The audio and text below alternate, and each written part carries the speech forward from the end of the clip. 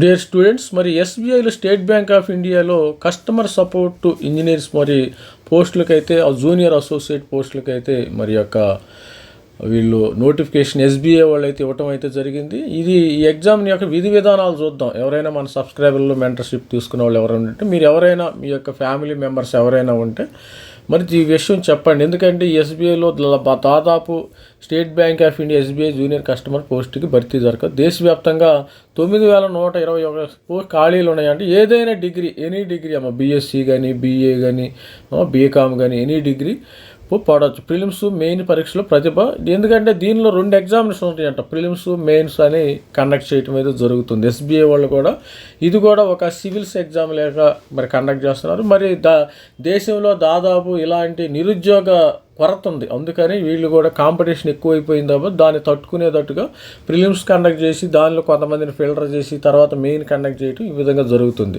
SBI ఏటా junior associate clerk పోస్టుల భర్తీ ప్రారంభమైంది. 2 దశల్లో నిర్వహించే పరీక్ష ఎంపిక చేస్తారు. మొదటి దశ ప్రిలిమినరీ పరీక్ష, రెండో దశ మెయిన్స్ తుది నియామకాలు. మెయిన్స్ మార్కులు మెరిట్లు రిజర్వేషన్ ప్రక్రియ ప్రకారం ఆధారపడి ఉంటాయి. మరి ఖాళీలు సర్కిల్ వారీగా ప్రకటించినప్పుడు అభ్యర్థులు వేటికైనా పోటీ పడదు. అయితే సంబంధిత స్థానిక భాషలో మాట్లాడటము, చదవటం, రాయటం వచ్చి ఉండాలి. ఇందుకోసం మెయిన్స్ తర్వాత నిర్వహణ లాంగ్వేజ్ టెస్ట్ కూడా ఉంటుందంట.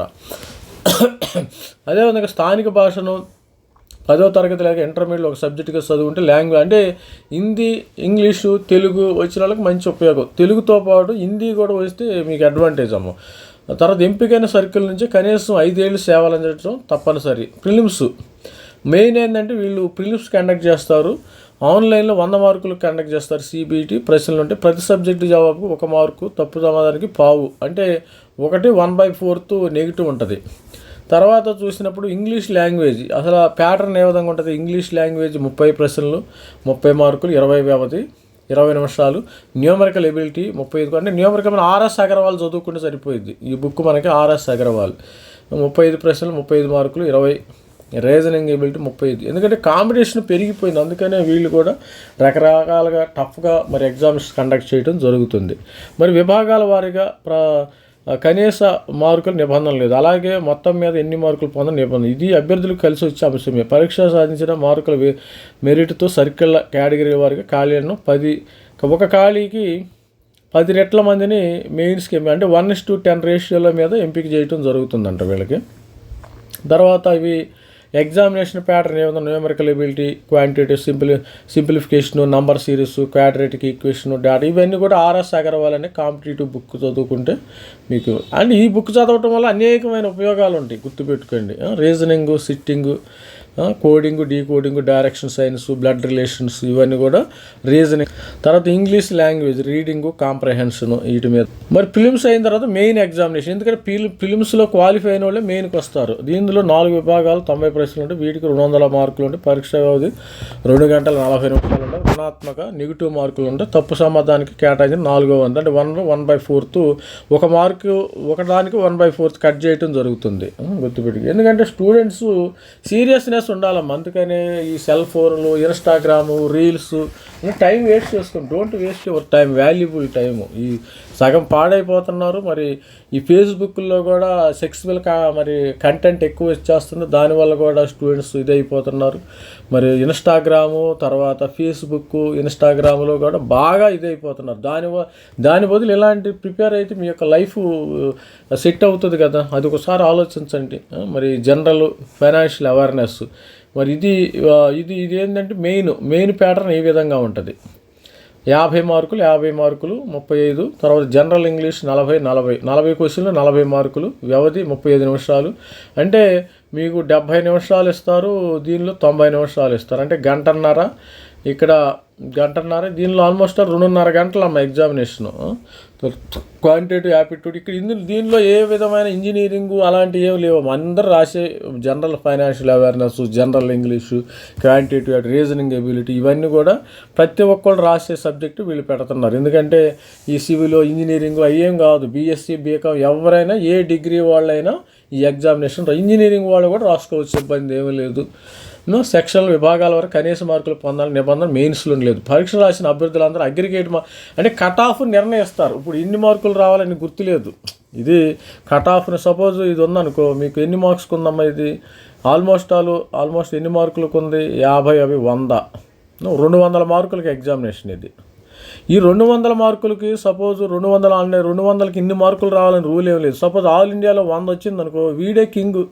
సరే ఆల్ ఇండియాలో 50 మార్కులు వచ్చినాయి అనుకో, 200కి వీడే కింగ్. అందుకని ఇప్పుడు ఆల్ ఇండియా లెవెల్లో చూస్తారు. ఇప్పుడు 100 మార్కులు నాకు 150 వచ్చినాయి ఆల్ ఇండియాలో అంటే 150 నుంచి కట్ అవుతుంది. 140, 150, 130, 120 ఇలా కట్ అవ్వటం జరుగుతుంది. అంతేగాని ఇన్ని మార్కులు రావాలని రూల్ ఏం లేదు. ఎందుకంటే మీ యొక్క స్టూడెంట్స్ ఏ విధంగా రాస్తారనేది కట్ ఆఫ్ ఆధారపడి ఉంటుంది. ఎప్పుడైనా ఏ కాంపిటేటివ్ ఎగ్జామినేషన్లోనైనా మరి అంతే. తర్వాత పరీక్ష రాసిన అభ్యర్థులకు అగ్రిగేట్ మార్క్ కట్ ఆఫ్ ఉంది. ఇలాగే అర్హమైన వరకు స్థానిక భాష చదవని వారైతే లాంగ్వేజ్ టెస్ట్కి ఎంపిక చేస్తారు. తుది నియామకాలను మెయిన్ పరీక్షల మెరిట్తో రాష్ట్రాల కేటగిరీ వరకు ఉంటాయి. ఎస్బీఐలో అప్రెంటిస్కి విజయవంతం సేవలు వరకు మెయిన్ పరీక్ష స్కోర్ అదనంగా 5 బోనస్ మార్కులు తర్వాత ఇక్కడ English language reading comprehension, vocabulary, synonyms, యాంటోనమ్స్తో పాటు ఇవన్నీ కూడా ఉంటాయి. జనరల్ అసలు ఇంగ్లీష్ మీడియం చదివిన వాళ్ళకైతే ఇది మరి నల్లేరు మీద నడకలాగా ఉంటుంది. ఇదైతే జనరల్ బ్యాంకింగ్ అవేర్నెస్, జనరల్ జనవరి 26 నుంచి పరీక్ష తేదీ వరకు ముఖ్యాంశం దృష్టి సారించారు. బ్యాంకింగ్ అవేర్నెస్ కోసం ఆర్బీఐ డిజిటల్ బ్యాంకింగ్,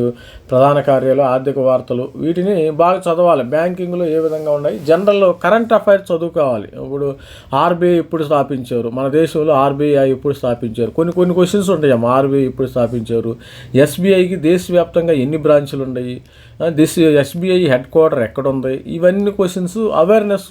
ఆర్బీఐ ఎప్పుడు స్థాపించారు, ఆర్బీఐ ప్రస్తుత గవర్నర్ ఎవరు, ఆర్బీఐ ఇంతకుముందు గవర్నర్ ఎవరు, ఎస్బీఐ సీఎండీ ఎవరు, ఎస్బీఐకి ఎన్ని బ్రాంచులు ఉన్నాయి దేశవ్యాప్తంగా, ఇలాంటి క్వశ్చన్స్ అడిగితే ఇవి కూడా కొంచెం ఇప్పుడు ఆల్రెడీ చాట్ జీపీటీలు అవన్నీ ఉన్నాయి. అవి ఉపయోగించుకొని చదువుకోండి. అంతేగాని ఇన్స్టాగ్రామ్లు, ఫేస్బుక్లు చదువుకుంటే ఏమీ రావు.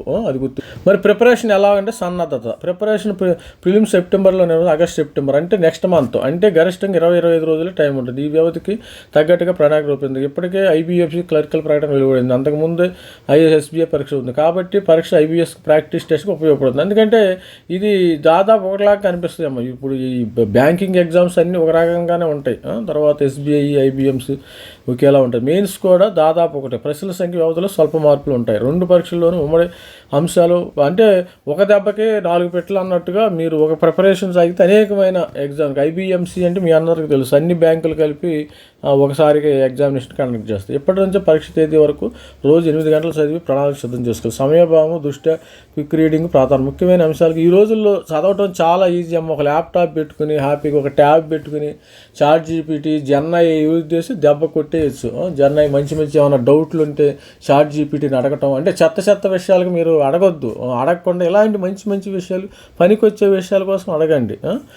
చాట్ జీపీటీలు ఉపయోగించుకోవాలి. అంతేగాని మనకు పనికిరాని విషయాల ద్వారా చాట్ జీపీటీల్లో వీడియోలు క్రియేట్ చేయడం అది కాదు కావాల్సింది.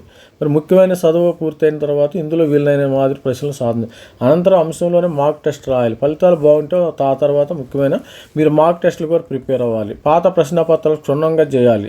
అంటే ప్రశ్నపత్రాలు ఇవాళ రేపు మనకి ఈ ఆన్లైన్ గూగుల్లో కొట్టేదో ప్రశ్నపత్రాలు అన్నీ డౌన్లోడ్ అయిపోతాయి. ల్యాప్టాప్లో ప్రిపరేషన్ అవుతుంది ఇంకా ఈజీ. మీకు టెస్టులు రాసి పరీక్షల్లో సెక్షన్ల వారీగా సమయ నిబంధన ఉన్నందున ప్రతి విభాగంలో ఈజీ క్వశ్చన్లు సాల్వ్ చేయాలమ్మా. అలాగే జవాబు కోసం ఎక్కువ సమయం తీసుకునే వాటిని చివరి ప్రయత్నంలో సాధించాలి. రుణాత్మక మార్కుల కారణంగా తెలియనివి వదిలేయాలి. మీకు తెలిస్తేనే రాయాలి, లేకపోతే. మరి అలాగే ఈ పరీక్షలో జవాబు గుర్తించి ఖచ్చితత్వంతో పాటు వేగం ముఖ్యం. స్పీడ్ ఇంపార్టెంట్ అమ్మ, గుర్తుపెట్టుకోండి. యాక్యురసీ అండ్ స్పీడ్ ఈ 2 పారామీటర్లు ఏ ఎగ్జామ్ కానీ ఎనీ ఎగ్జామ్ మీరు ఏదైనా తీసుకోండి. ఇప్పుడు ఆల్రెడీ యాక్యురసీ అండ్ స్పీడ్ ఖచ్చితంగా రాయాలి. స్పీడ్ ఈ 2 పారామీటర్లు బాగా రాస్తే మీకు ఈజీగా. ఈ వేతనం మరి జాబులకి మరి శాలరీ ఎలా ఉంది, ఈ పోస్టులకి ఎంపికైన వారికి 24,000. ఇప్పుడు బేసిక్ పే వచ్చేసి 24,000 రూపాయలు. తర్వాత స్టార్టింగ్ 24,000, ఇవన్నీ కలిపి ఒక 70,000 దాకా వచ్చే అవకాశం అయితే ఉన్నది. వేతన శ్రేణి అమలవుతుంది. ఎస్బీఐ మాత్రం 2 ఇంక్రిమెంట్లు అదనంగా ఇస్తుంది.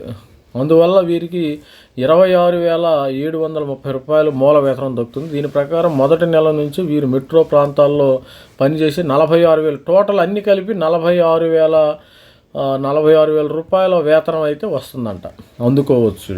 అదేవిధంగా ఇతర ప్రోత్సాహకాలు కూడా ఉంటాయి. అనుభవము, పనితీరు, శాఖాపరణ పరీక్షలు, ఉన్నత స్థాయికి మీరు బ్రాంచ్ మేనేజర్ అవన్నీ పోస్టులు ఉంటాయి. బ్రాంచ్ మేనేజర్, డివిజన్ మేనేజర్ అవన్నీ ఉంటాయి. తర్వాత రెగ్యులర్ పోస్టులు మనకి 7,680, బ్యాక్లాగ్ 14,440, మొత్తము ఆల్మోస్ట్ ఆల్ ఒక 10,000 దాకా పోస్టులు ఉండటం జరిగింది. ఇక్కడ ఒక 9,000 చిల్లర ఉంటాయి. ఏదైనా ఎనీ డిగ్రీ క్వాలిఫికేషను, మరి ఈ పోస్ట్ రాయడానికి బీఈ, బీటెక్ అన్నీ కూడా అందరు రాయొచ్చు. బీఈ, బీటెక్, బీఎస్సీ, బీకాము, తర్వాత బీఏ స్టూడెంట్స్ అందరు కూడా ఎనీ డిగ్రీ స్టూడెంట్స్ కూడా రాయొచ్చు. Veterinary, MBBS. ఏప్రిల్ 1, 2020 నాటికి జనరల్ అభ్యర్థుల వయసు 20-25 వయసు ఉండాలి. అంటే వీరు ఏప్రిల్ అంటే 28 మ్యాక్సిమం ఏజ్ అమ్మ. ఏప్రిల్ 2, 1998 ఏప్రిల్ 1 మధ్య జన్మించే ఉండాలి.